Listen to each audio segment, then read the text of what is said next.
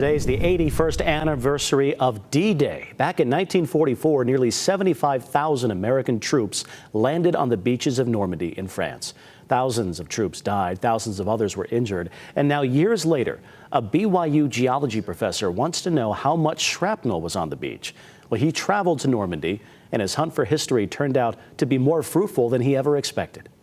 We wanted to go back on the 80th anniversary and see if it was still there. This marks BYU professor Sam Hudson's second trip to the Normandy coastline in search of battlefield remains. His first trip was 1 year ago on the anniversary of D-Day. What we found was that there's still shrapnel on all the beaches. Some of the beaches saw intense fighting, like Omaha, and some of them, Utah Beach had much less intense fighting because there had been a huge operation to drop parachuters in the night before, and so that was a much easier landing. On his first trip, Hudson joined 3 other geologists from the UK, Canada, and the US. And if we can understand exactly when that shrapnel was in place and how it's been distributed through the beach over the last 81 years, we can start to estimate how quickly beaches grow and how they erode and how they change over time.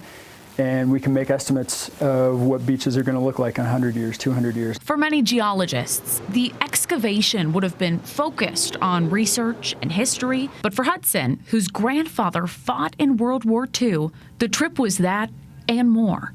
It was personal. We all kind of wandered off when we did some personal time. And I took, my grandma was nice enough to give me, a nice picture of my grandpa from the war and his military service jacket. And so I took that with me. And, the morning of June 6th, I stood on the beach and did a little tribute to my grandpa. Almost a year later, Hudson decided to return to France with 6 students with him. We had to get out there at low tide because we wanted to sample as much of the beach as possible. Low tide happened to be at 4:30 in the morning, the day after a transatlantic flight, and it was no problem getting them up. Hudson says the trip paid off. The very first beach, the very first sample we took, there were large metallic, half a millimeter, grungy, sharp, jagged pieces of shrapnel in there. And Hudson says those findings continued at every beach they went to.